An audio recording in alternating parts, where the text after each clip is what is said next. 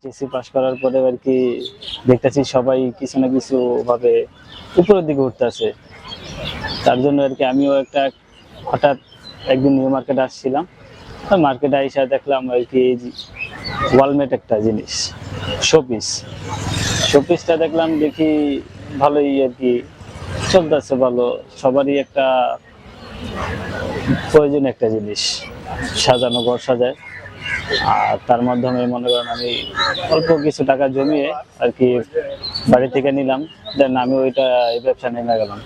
তারপর অলমেটে আস্তে আস্তে দেখি সবাই আর কি ব্যবসা, সবাই আপডেট হচ্ছে।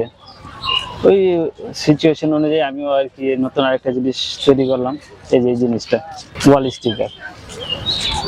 এই এটা হচ্ছে গিয়ে যে ছোট, এটা হচ্ছে গিয়ে প্রাইস, এটা প্রাইস হচ্ছে গিয়ে 30 টাকা। এটার প্রাইস হচ্ছে গিয়ে আপনার 50 টাকা, আর এই বড়গুলো হচ্ছে গিয়ে 100 টাকা। 30, 50, 100। এই ইচ্ছাটা রাখছে আর কি, ফ্যামিলিগত ভাবে এরকম কোনো চাপ নাই, এমনি নিজে স্বেচ্ছায় কিছু করতে যাচ্ছি।